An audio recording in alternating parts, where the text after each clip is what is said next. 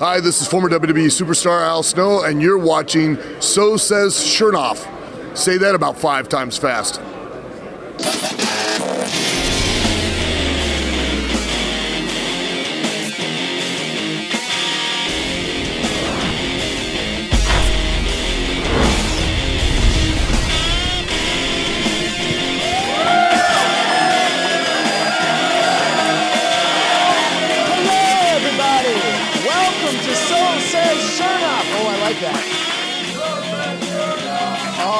That. It's a little unorganized, but we're having fun here. It is good to have you here. I am Josh Shernoff, and we have got one hell of a show for you today. Joel Gertner is here, everybody. I'm also going to take a look at the performance art debate in wrestling, but first, I have an announcement to make. For months now, I've been calling on you, the fans, to encourage AEW to update this picture of Jerry Lynn on their website. Last month, I even went so far as to go to AEW All Out and find Jerry Lynn to show AEW that he actually has a face. Well, thanks to me and you and this show and absolutely nobody else, it finally happened. Yeah. AEW finally gave Jerry Lynn the photo he deserves. Hashtag this is Jerry Lynn. We did it, guys. We did it. This calls for a celebration, but what drink should I celebrate with? A little bit of the bubbly. Thanks, Chris. Cheers to a job well done, and now, headlines.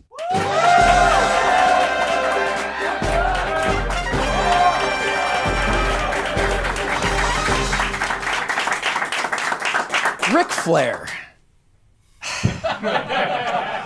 So apparently he is threatening legal action against the WWE over Becky Lynch's use of the name The Man. Or he was until he showed up on WWE TV again, so maybe this is a moot point. But I think the initial intent deserves at least a mention. I just don't understand. You're Ric Flair. No matter how big this nickname gets for Becky Lynch, this will never outshine your legacy. A lawsuit will, but her use of the man, I mean, I could understand if someone was trying to use the nickname The Nature Boy. That's a different story. I mean, could you guys imagine if someone took a classic moniker like that from a revered legend in the business and tried to make it their own? Now that person would deserve to be sued, but moving on. We are just about a week away from AEW's debut on TNT, which will mark both the start of the Wednesday Night Wars and I think AEW's third debut show. This company has managed to make every single event feel like the first big show they've ever done, and I think that's awesome. But can they sustain this must-see feeling on a weekly episodic TV show? Well, time will tell. They are off to a pretty good start. Chris Jericho's little bit of the bubbly line is the most over thing in wrestling since, well, Chris Jericho's You Just Made the List. There's a common thread in there somewhere.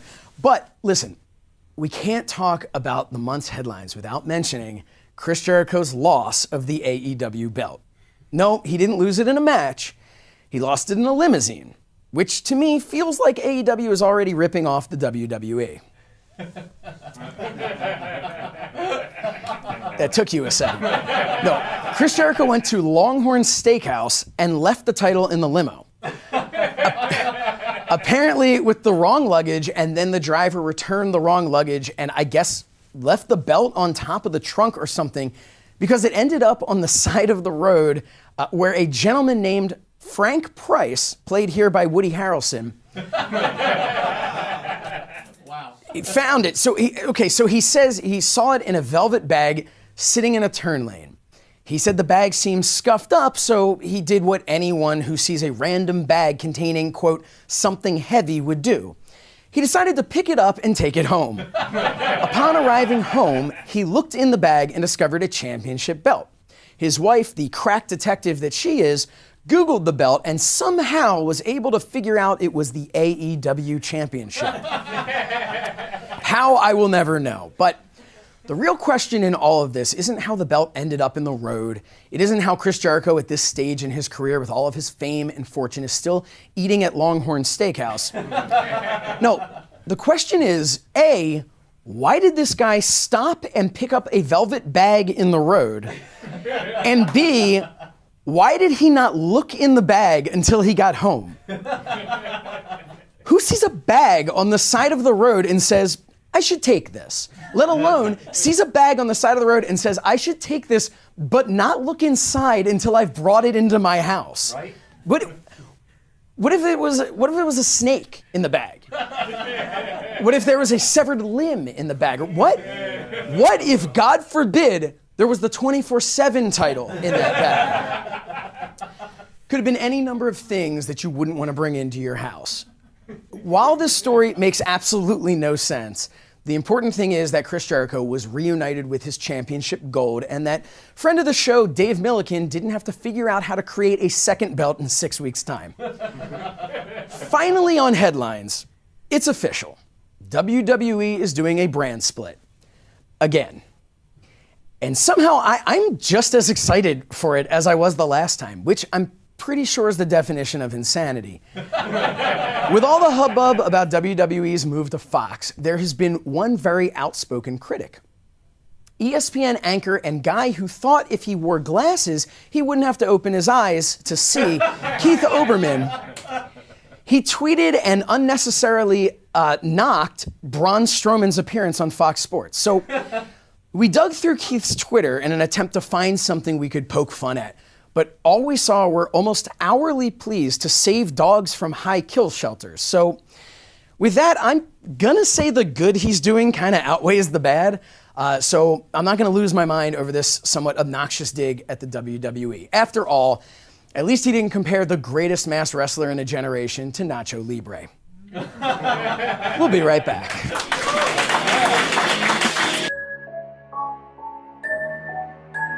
You believe you see all there is to see in the world. You believe there's nothing hiding in the shadows. But I have seen the truth. And it's more wonderful and more terrifying than you could ever imagine.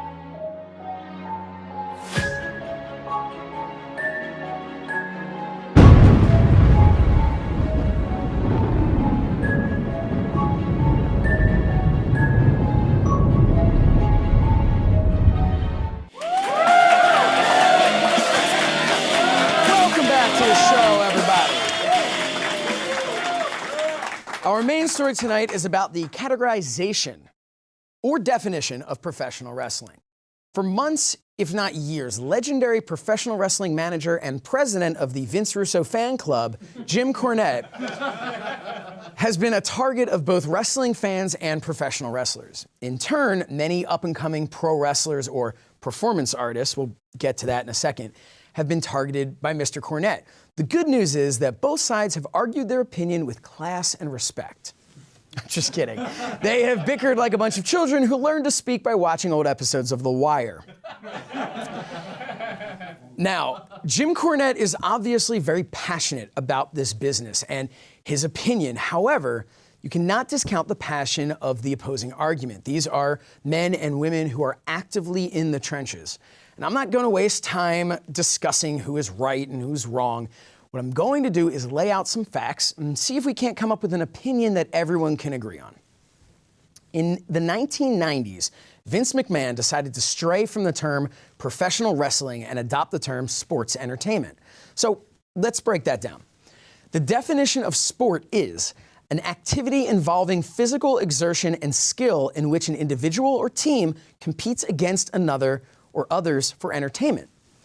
The definition of entertainment, the action of providing or being provided with amusement or enjoyment. So, the definition of sports entertainment would more or less be the definition of sport.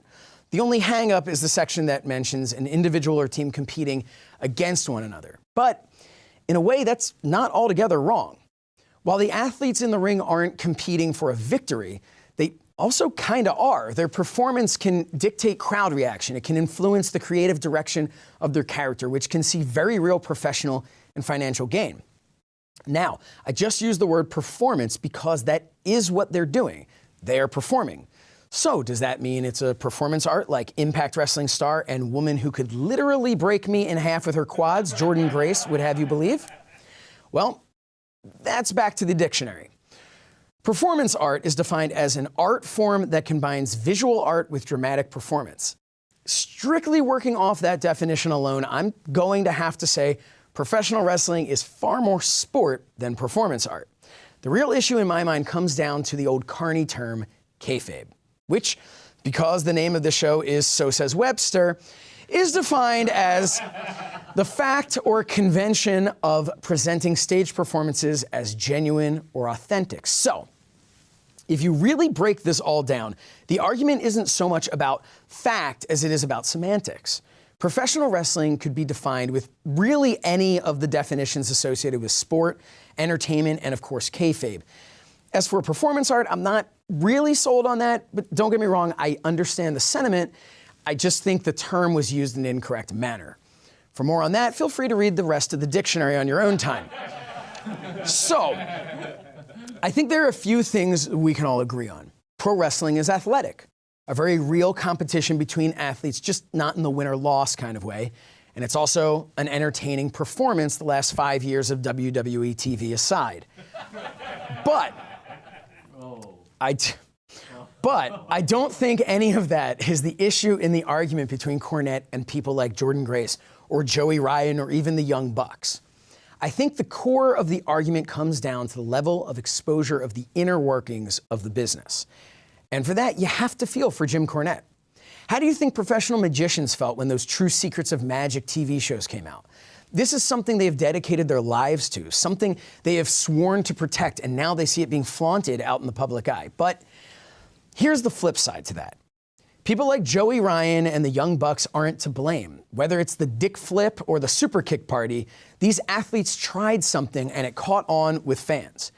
I'm not sure that Joey Ryan would have had the same success in this industry had he gone by the gimmick, the grappler Joe Ryan, the man with the most devastating half Nelson. This is a character-driven business. You need to find a way to stand out, and these athletes in question have done that. So, who is to blame here? Because we have to blame someone. Well, first, I don't know that we have to blame someone. Things change. Time moves on and the business evolves. But if I had to put blame on anyone, I think it would have to be a combination of the internet's favorite punching bag, Vince McMahon, and those doing the punching, the fans. First, Vince. He changed the perception of the business both to survive, but also for financial gain. The whole sports entertainment name came from his attempt to avoid heavy taxes from state athletic commissions. But again, on the other side, why should he have had to pay taxes as though it were a true sporting competition if we know it's more of a live action stunt show? The point I'm trying to illustrate with all of this is that there are more catch-22s than Glenn Jacobs has gimmicks. But the fans, they are to blame here. They have made a decision that knowing everything is more important than being entertained. But again, is that really a bad thing? I love watching documentaries on how films are made, seeing the big CGI fights taking place on a green screen. It's cool and interesting to me. The thing is, I don't let it ruin the finished movie for myself. Look, I can talk about this for hours and go around and around in circles. I can blame Vince. I can blame the fans. I can blame inside dirt sheet writers like Dave Meltzer, seen here in an episode of Hoarders at the lowest desk in the history of desks. I can blame Dave and others for trying to expose the business, but at the end of the day, everyone involved in the blame has an understandable reason for why they do what they do. I think there is really one solution, and I'm serious about this. I think there needs to be an agreed-upon divide, subgenres of sports entertainment. The same way you can separate pro wrestling from quote-unquote real sports, I think professional wrestling needs to be separated from, we'll call it, performance wrestling. Let people go enjoy The Invisible Man. Let them go enjoy the 60-minute Broadway Catch-as-Catch-Can classic. Schindler's List and Freddy Got Fingered are both movies, but they are very much separated in their specific genres. There is absolutely no confusion that they are trying to be the same thing. Just like there should not be any confusion that Joey Ryan performing a dick flip on an opponent is trying to be Ric Flair and Ricky Steamboat. There is an understanding, and I think as soon as both sides can agree that they are in different genres, we may be able to finally end these childish and ultimately pointless Twitter wars. But I'm not sure this can happen because kayfabe is dead. Or is it? The same people who think they know everything is a work go crazy for vicious clotheslines that turns an athlete inside out. Well, guess what? Unless it came from one of these men, that clothesline was a work. You got worked, and to quote DDP, that's not a bad thing, that's a good thing. Why can't a promotion say, hey, we're going back to real competition and then just work the crowd the way they used to? Agree to protect that genre of the business and go have fun in the other genre. Kaiju Big Battle has been an accepted subgenre for decades. It would take time and work, but it could happen. And maybe it would be time better spent focusing on rebuilding kayfabe for one genre than focusing on trashing the other side of things. Look, this is a tough subject that deserves real thought and debate, and I hope I've given you all something to think about and debate with each other. I also hope that in time, the great entertainers of this new generation and the great minds of the previous generation can figure out how to coexist. In the meantime, Jim Cornette, stop wishing death on people. It's childish and it's hurtful and it invalidates your otherwise decent arguments. Oh, and speaking of death, I almost forgot. Ultra-violent deathmatch wrestling. That is garbage. We'll be right back.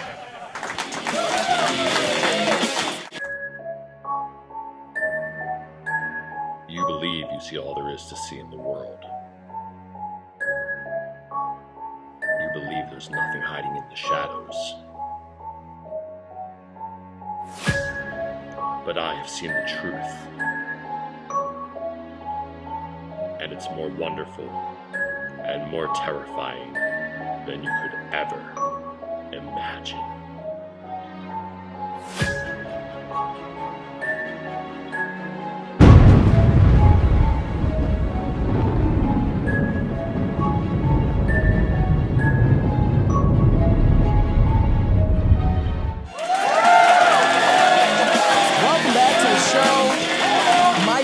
Is an ECW legend.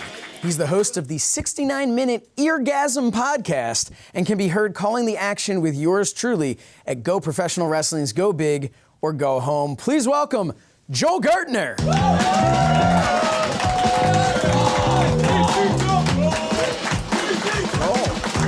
Thank you.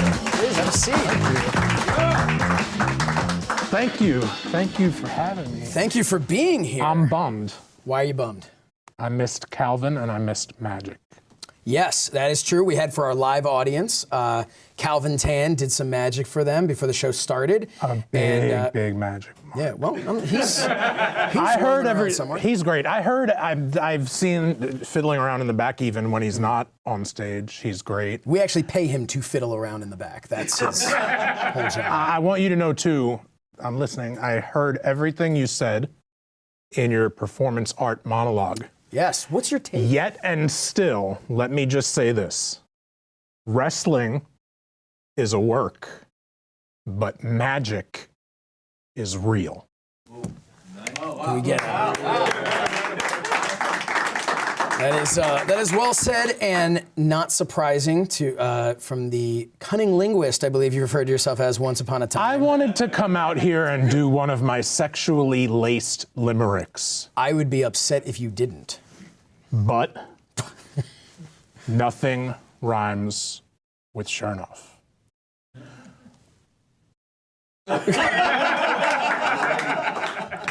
with the exception of the calories in bed that your mother and I burn off, or your sister finds me the 180-degree antithesis of a turn off, or if me and your girlfriend, what we did was called churning butter, we would never lose a churn off. I am going to ask Just you those. not to talk about my girlfriend because my wife is watching. I appreciate So, thank you for that. And that's actually, you know, for me, growing up a huge wrestling fan and a fan of ECW, obviously growing up right outside of Philadelphia, that is, and some people in the audience might not realize, what an honor that is to actually have Joel Gertner perform one of those monologues, or how would you, a poem, really. Yeah. A Gertnerism, it's been Gertnerism, called, okay. yeah. Was there ever a Gertnerism that you were obviously famous for doing this back in ECW? Was there ever a time that even in ECW, you went too far? That Paul Heyman or somebody, I'm not talking about with the fans, because that was the fun of going too far with the fans. Anytime you walk back through the curtain and they're just like, oh, Joel, that was... Some of them were long. I mean, they kept getting longer as time went by. Some of them were long. The Office never really cared so much about that. No, not really. Not with a Gertnerism. There was the time that we got a jeer from TV Guide online's Cheers and Jeers for the John F. Kennedy Jr. Thing that I think that counts. Only aired in certain markets. Yeah. But that didn't rhyme. That was more, you know, Weekend Update meets, you know, Tim and Eric, you know, a good decade plus before Tim and, I mean, it was kind of out there. It was kind of extreme SNL, but that's what I was told to do. So and that's again, and that's kind of what ECW was known for, was pushing that envelope, going further. And you know, there's that old saying that, you know, I know it's in acting and a lot of performance, that I'd rather have to pull you back than try to push you. And that, I think, is, it seems to me that that's kind of the motto you went by, if not those words exactly, when you would go out. Did you ever have one of your Gertnerisms that was your favorite? It's kind of like choosing between children, because they're brain children. So it's tough for me to personally pick a favorite. I know there are ones that are repeated to me more often than others. There are ones that are the favorites of fans. And those, I guess, because it's always nice to know that people are listening, you know, those become favorites. So, you know, whether they're at home or here in Dayton, they're watching me and masturbating is one. and there's one that I did in California that has to do with certain bedroom activity. It's kind of, it's not for it's probably not for public consumption, but I mean, nobody should listen to it. Probably get an ear infection if you hear it too often. Which brings us to the 69-minute Eargasm podcast. Sir. So can you tell us a little bit about that show, how it came to be? Walk us through a little bit of the format of what that is. It came to be, I probably waited a year or two or more too long to have a podcast, and everybody had one, talkers and non-talkers alike. And I thought that since I happened to be the number 49 greatest talker in the history of professional wrestling, as voted, thank you, by WWE.com. Which is not bad, considering I've only done like one episode of their TV, right? I've done like one pay-per-view, so I'm actually, in a way, kind of happy that I made kind of the bottom of that list. Right. But it's good to be in good company. And I figured, hey, if I'm a talker, I should be talking. Yeah. So I have this podcast that's ramping up now.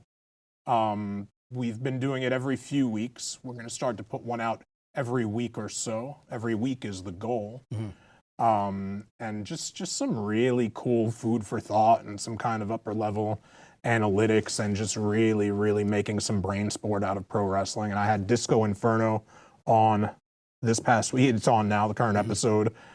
A few episodes ago, I had Mark Madden on, and I'm thinking about those because those are very similar episodes to each other, not just because of WCW, but just also talking about the business, past, present, future, and just a lot of the kind of similar trajectories those interviews went on.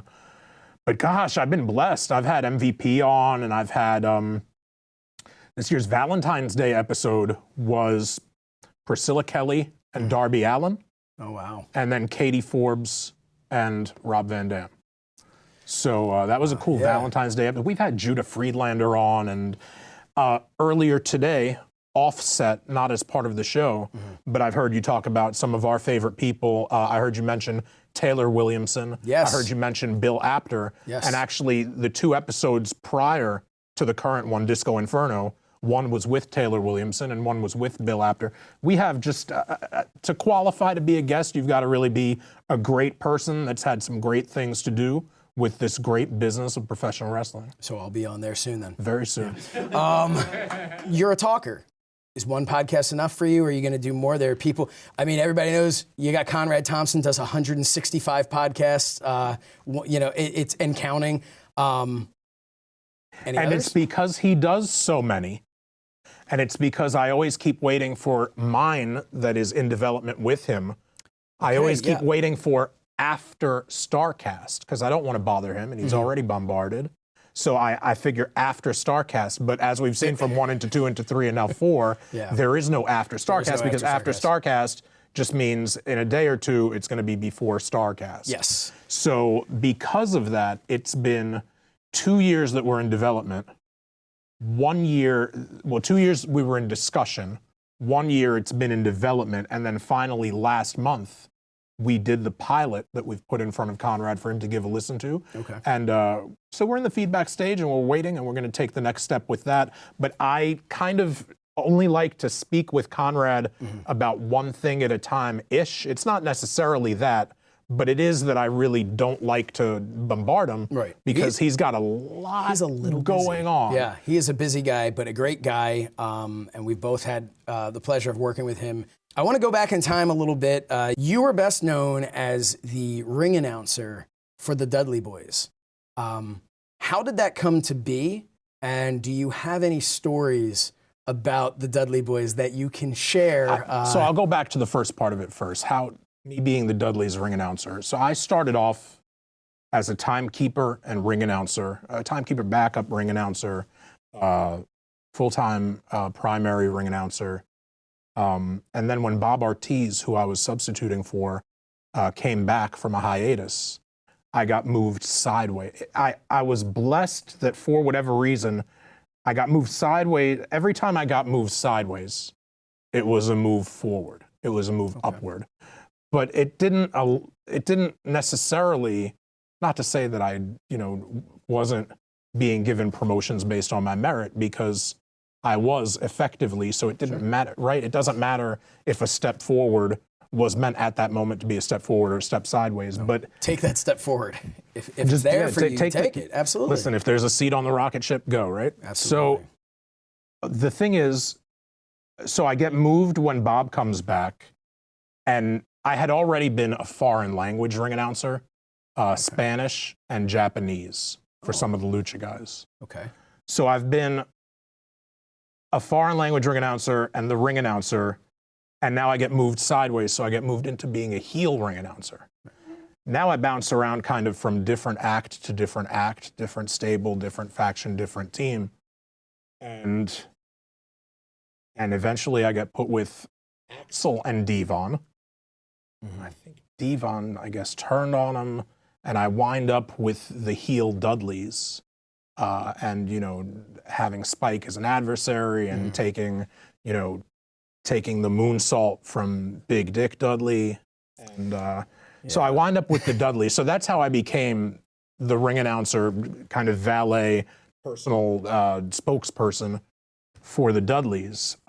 Stories, I don't know, man. Every day at work was a story. I mean, I can't.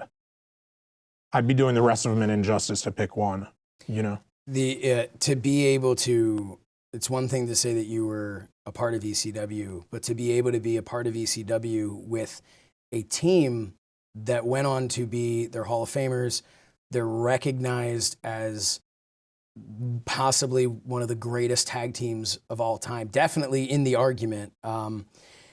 What did it feel like for you when you found out that they were going to the WWE?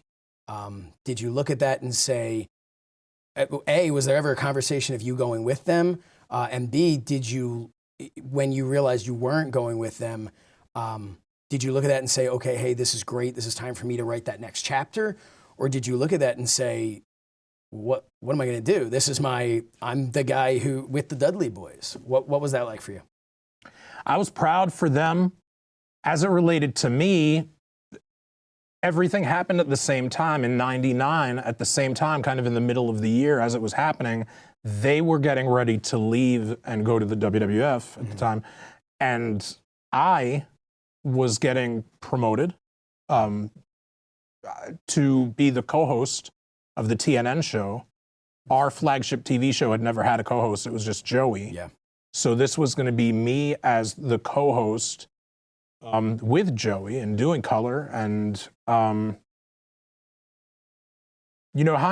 one way of looking at it is hindsight is 20/20, but there's regret in that. And there's nothing to regret. I prefer to look at it not as hindsight is 20/20, but I prefer to look at it as you got to have blind faith. When you jump in, you do it with a blindfold on. And you just kind of, the same way what's on screen is episodic, is the same way while art's imitating life's imitating its art, imitating life, behind the scenes, that's all episodic too. Your life is a soap opera. And to go back and try to think about it now, and was there talk of me going with them, I know that before I had signed the contract, Bubba and Devon, I don't know if it was a 100% full-fledged, was I invited to go with them, or at that stage, because maybe this would come first, was it more along the lines of, are you sure you want to sign the contract? And then if I would have said, yeah, right. Because if I wouldn't have signed, then I would have been available to go with them. And I might have said, well, I do intend on, so to go back 20 years, let's call it, and it is exactly, it is 20 years. Yeah. To go back 20 years and try to put the jigsaw puzzle together, I don't know. I had spoken with the WWF once about going before the Dudleys went. Really? And when ECW, in the last days of ECW, I had heard that there might have been interest from WCW, but as we all know, WCW and ECW kind of just around the same ended time, at the same time. So was there legitimate, substantial, worthwhile, viable opportunity for me to go to a company other than ECW? Between 2 or 3 different times, and between those 4 adjectives, probably. Okay. But it didn't happen. And again, rather than look at that with any kind of regret or hindsight's 20/20 or saying anything like that, look, a few days ago I turned 44, and I'm not in there doing a tope con giro. Yeah, right. I'm not doing, you know what I mean? I'm not. You could if you wanted and to. I could, and if he's in the video game, if you unlock, right. Yeah, you could. But that's not who I am. Right. So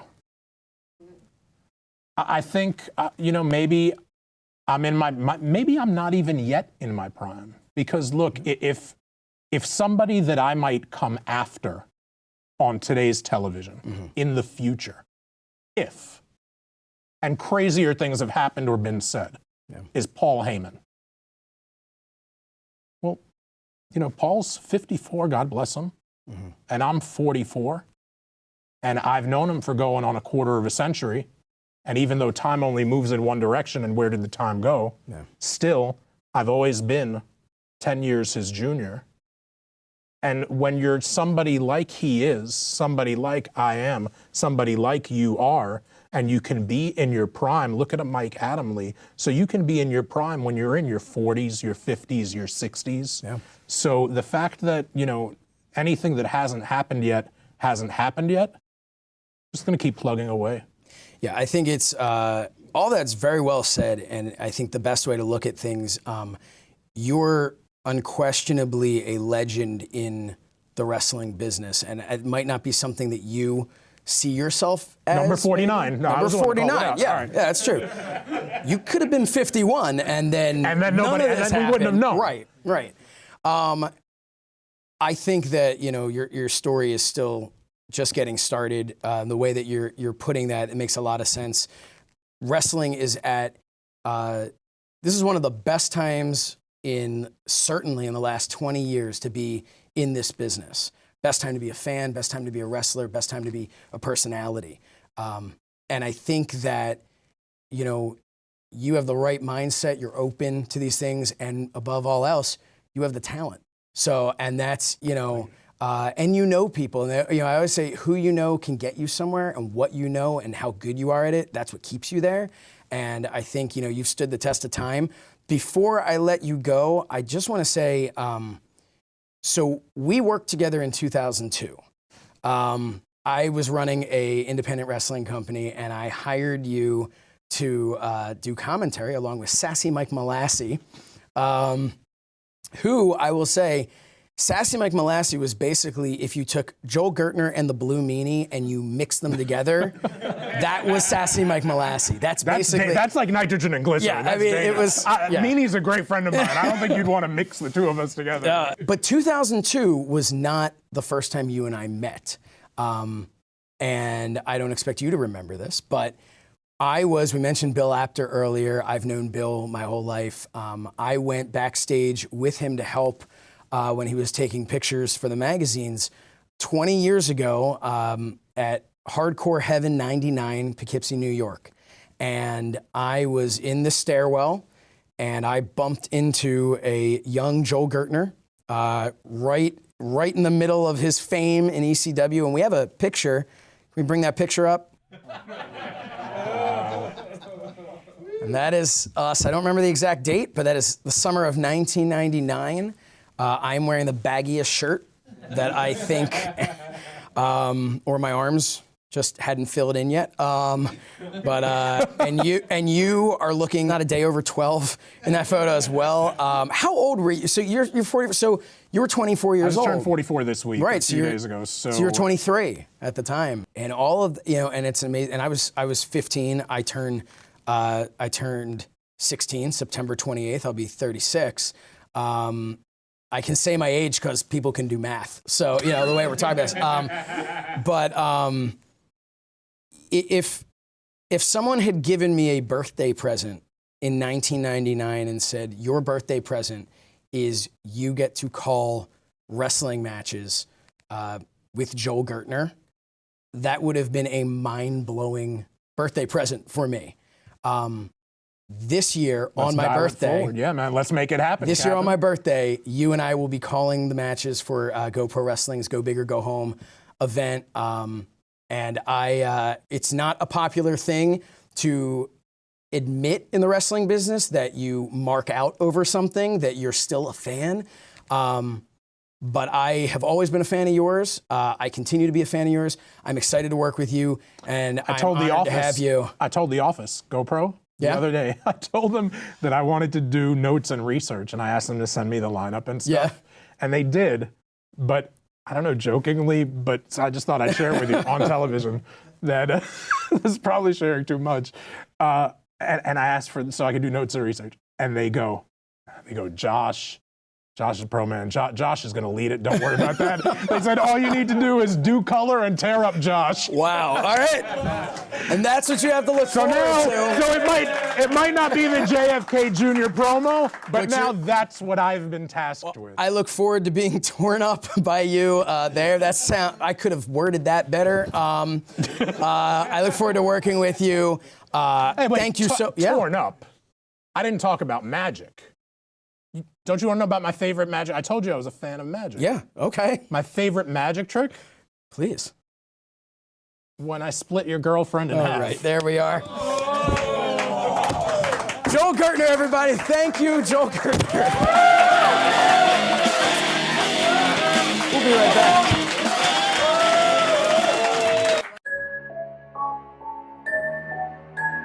You believe you see all there is to see in the world. You believe there's nothing hiding in the shadows. But I have seen the truth.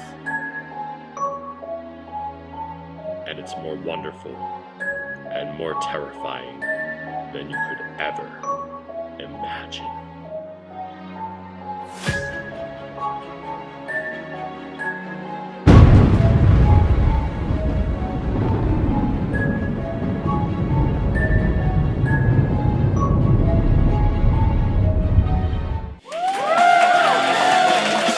That's our show. Thank you again to Joel Gertner for being here. Thank you all for coming out and tuning in. Make sure to follow me on social media at So Says Shernoff and at Shernoff Show. Please subscribe to our YouTube page at youtube.com/So Says Shernoff. And join us next month for a special Halloween-themed episode. This has been So Says Shernoff, because that is what Shernoff had to say. Good night, everybody.